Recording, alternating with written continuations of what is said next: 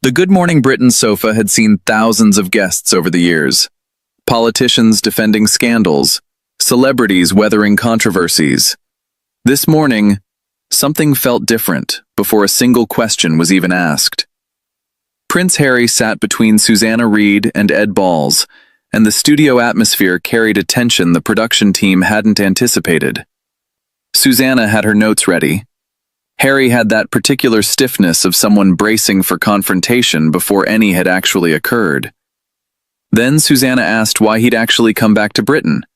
Not hostile, not aggressive, just direct. The way she'd questioned prime ministers and controversial figures for over a decade on this very sofa. What Harry said made Susanna's expression sharpen slightly.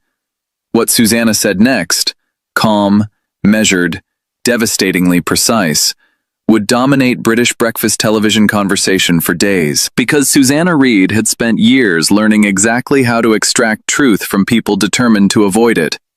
And this morning, sitting across from a prince who'd spent years avoiding difficult questions, that skill was about to be tested in ways nobody watching expected. This is the interview Britain woke up to. Subscribe now, hit that notification bell, and let's see what happened. The Good Morning Britain studio had its usual early morning energy. Cameras warming up, the production team running through segments, Susanna Reid and Ed Balls reviewing their notes before the red light came on. This was appointment viewing for millions of Britons, the show that had defined ITV's breakfast hour for over a decade. Harry arrived precisely on schedule, security detail conspicuously visible, even for a breakfast television studio. He settled onto the sofa between the two presenters, offering handshakes that felt more obligatory than warm. "Prince Harry, welcome to Good Morning Britain." "Susanna, Ed, we're delighted to have you," Susanna continued. "Especially given you're actually here in London. That's news in itself." "I'm happy to be here." "Are you though?" Ed asked, genuine curiosity in his tone. "Because you haven't seemed particularly happy about Britain in recent years." "Let's start with the obvious question everyone's asking," Susanna said, settling into her interviewer posture. "Why are you actually here? Not the diary version. What's the real reason for this visit?" Harry's expression remained composed. "The Invictus Games countdown requires my presence." "The games aren't until 2027. That's still a year away. You're here considerably earlier than the official schedule requires. What's the actual reason?"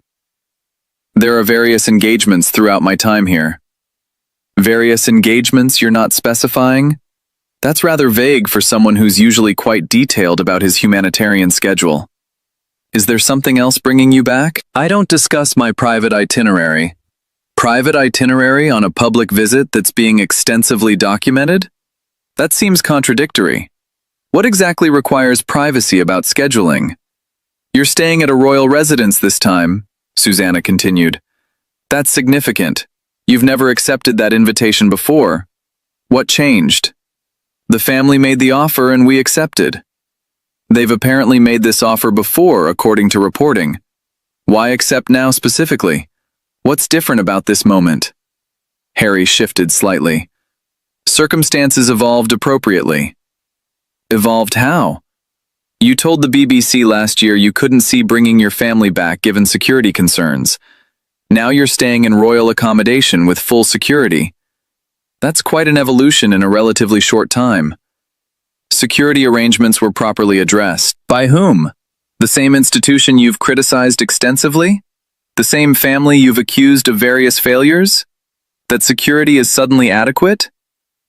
"There's a report just published," Susanna said, checking her notes, "suggesting you're the target of multiple terror plots, 6 specifically, according to a confidential security assessment.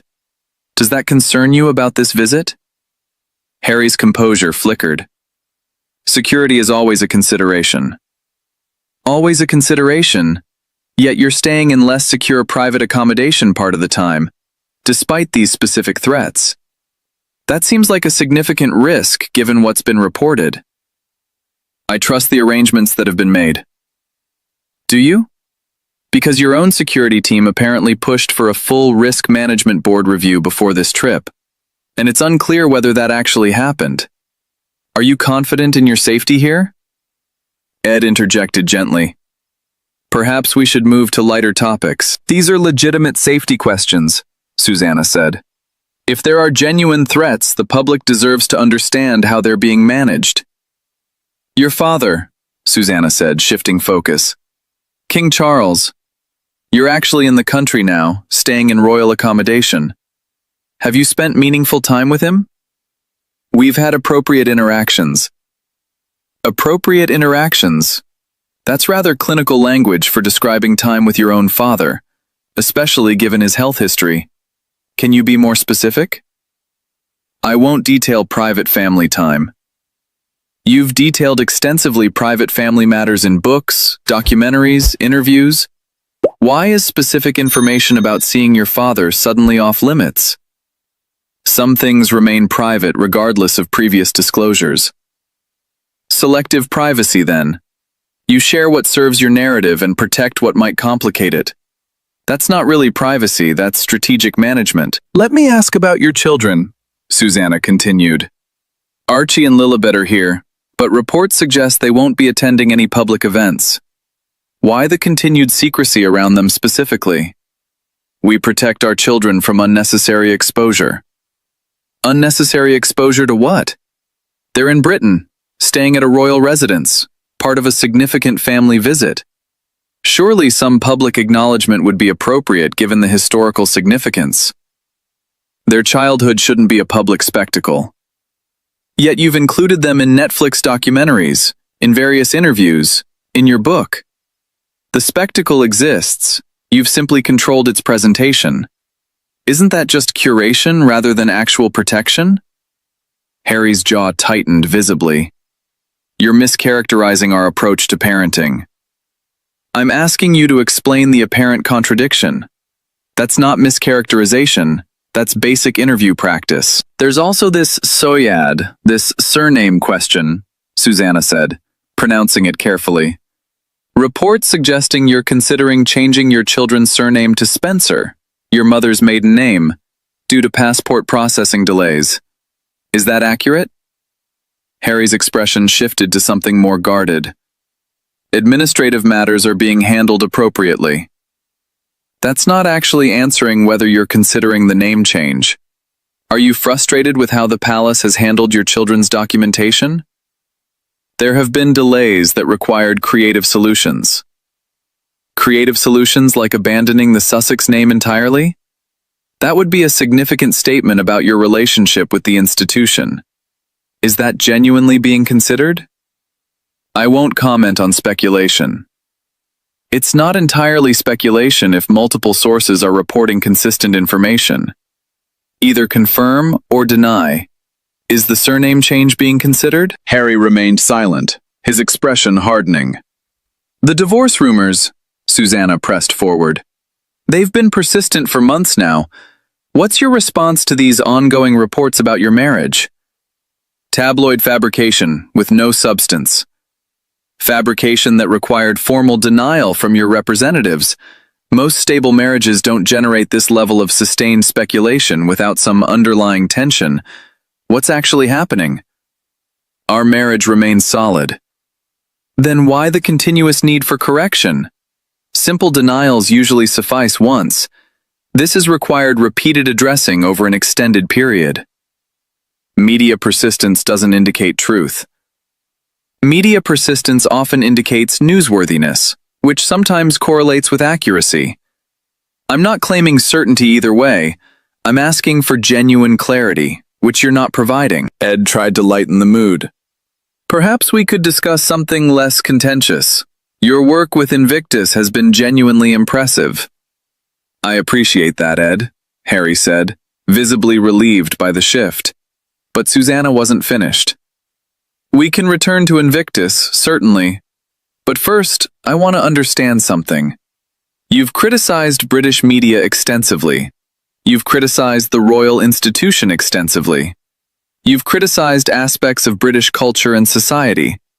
Yet you're here, staying in royal accommodation, seeking positive coverage from British media.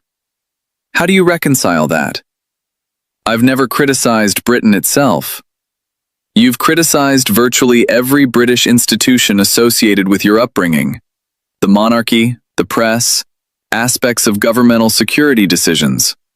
That's substantial criticism of British establishment structures. Now you want cooperation from those same structures. That seems contradictory. You're twisting my previous statements, Harry said, his voice carrying an edge now. I'm citing your previous statements. There's a significant difference between twisting and quoting. Your own words, documented extensively, create this apparent contradiction. I'm simply asking you to address it. My criticism was specific and warranted. Warranted according to your perspective, certainly. But specificity doesn't change the pattern. Consistent criticism of British institutions, followed by seeking their continued cooperation and hospitality. That's worth examining. You clearly have a predetermined narrative here. I have documented facts and reasonable questions. If those create an uncomfortable narrative, that discomfort exists in the contradiction itself, not in my questioning of it. I came here expecting fair treatment, Harry said, his composure clearly strained. This is fair treatment. Fair means asking legitimate questions about legitimate contradictions. It doesn't mean accepting whatever narrative you present without examination. That's not journalism. That's stenography. Every question has felt like an attack. Every question has been direct. There's a difference between attack and directness that I think you're conflating because you're uncomfortable with the specificity being requested. Ed attempted intervention again. Perhaps we're being slightly too... I'm being appropriately thorough, Susanna said firmly. This is Good Morning Britain. We ask direct questions of everyone who sits on this sofa, including prime ministers and controversial public figures. Prince Harry isn't exempt from that standard. I don't have to sit here and be interrogated, Harry said, shifting in his seat. You don't have to sit here at all. You chose this interview. You chose this format. Walking away from direct questions doesn't invalidate them. It simply confirms you're unprepared to address them honestly. This entire segment has been hostile from the beginning. This entire segment has been consistent with how we treat every guest who sits on this sofa. The hostility you're perceiving exists because you're accustomed to interviews that don't challenge your presented narrative. This one has, and that discomfort is producing your reaction. Harry stood up abruptly. I won't continue this. That's certainly your prerogative, Susanna said, remaining composed. But leaving doesn't answer the questions Britain is actually asking. Why the surname consideration? What's the actual relationship with your father? Why the contradiction between criticism and continued engagement with British institutions? Those questions remain, regardless of whether you're present to address them. You've been deliberately provocative. I've been deliberately thorough. Provocation implies intent to upset rather than intent to inform. My intent has been entirely the latter. Britain deserves clarity about someone who continues occupying significant public attention while remaining evasive about basic contradictions in his own story. Harry moved toward the studio exit. History will show who was reasonable here. Susanna's response was calm, measured, final. History will show a prince who couldn't answer basic questions about his own well-documented contradictions on live breakfast television. That's not reasonable avoidance. That's simply avoidance. The distinction matters. Harry left. The studio fell into a brief, stunned silence. Ed finally spoke. Well, that wasn't quite the segment we planned. Susanna turned to address the camera directly. I want to be clear about what just happened. Every question I asked was legitimate, documented, and directly relevant to ongoing public interest in Prince Harry's circumstances. The surname question, the security concerns, the contradiction between his criticism of British institutions and his continued reliance on them. These aren't invented controversies. They're existing public questions that deserved direct answers. She paused, gathering her thoughts. What we witnessed instead was someone unable to engage with reasonable scrutiny. That's revealing in itself. Prime ministers have sat on this sofa and answered harder questions without walking away. Business leaders facing genuine scandal have stayed and addressed difficult topics. A prince couldn't handle straightforward questions about his own public statements. Ed added his perspective. I tried to smooth things over a few times, genuinely hoping we could have a more constructive conversation. But every attempt at de-escalation just seemed to create space for him to avoid rather than engage. That's exactly right, Susanna said. Kindness and space don't help if someone's fundamental strategy is avoidance rather than honesty. Sometimes direct questions, however uncomfortable, are actually the more respectful approach. They treat someone as capable of handling adult conversation rather than needing to be protected from basic accountability. She straightened in her chair. I have immense respect for what Invictus has accomplished for wounded veterans. That work matters enormously. But respecting good work doesn't mean exempting someone from reasonable questions about entirely separate aspects of their public life and statements. The footage aired that morning. ITV made no edits. The clips that spread captured the confrontation. That's not really privacy, that's strategic management. Either confirm or deny. Is the surname change being considered? That's not attack, that's directness. Walking away doesn't answer the questions Britain is actually asking. History will show a prince who couldn't answer basic questions about his own well-documented contradictions. That's not reasonable avoidance, that's simply avoidance. Harry's team released a statement calling the interview an ambush characterized by hostile questioning inappropriate for morning television. Susanna addressed the criticism directly the following day. Ambush suggests deception about the format or intent. Everyone who appears on Good Morning Britain understands we ask direct questions about relevant public matters. The surname speculation, the security concerns, the contradictions in his public statements, these were all previously reported facts I simply asked him to address directly. That's not ambush. That's basic journalism. She added, I've interviewed prime ministers facing genuine political crises who managed to stay and engage. A member of a family that spent generations training for public scrutiny couldn't handle 15 minutes of direct questions. That contrast speaks for itself. For Susanna Reid, the interview became another demonstration of what over a decade hosting British breakfast television had taught her. The ability to maintain composure and precision while asking questions that mattered, regardless of the guest's discomfort. For Prince Harry, it was particularly damaging. Good Morning Britain wasn't hostile international press, it was British breakfast television. Familiar territory, supposedly friendly ground for someone claiming to want reconciliation with his home country. Being unable to navigate straightforward questions from Susanna Reid, walking out on live morning television, exposed contradictions no publicist could fully manage afterward. But for the millions watching their breakfast television that morning, something else emerged. The contrast between Susanna's calm, persistent professionalism and Harry's escalating discomfort with basic accountability told its own story. Susanna asked about his surname considerations. Harry deflected. Susanna asked about his father. Harry offered vague generalities. Susanna asked him to reconcile his criticism with his continued reliance on British institutions. Harry walked out entirely. And in that departure, in that inability to simply answer direct questions about his own well-documented circumstances, everything anyone needed to know about the gap between narrative and accountability became impossible to ignore. Some people can handle direct questions with grace. Others prove they have no genuine answers at all. Susanna offered straightforward professional journalism. Harry couldn't withstand it.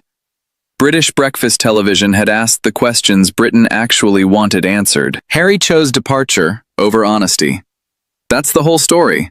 Over a decade of British breakfast television, prime ministers who stayed and answered harder questions, and a prince couldn't handle 15 minutes of direct accountability.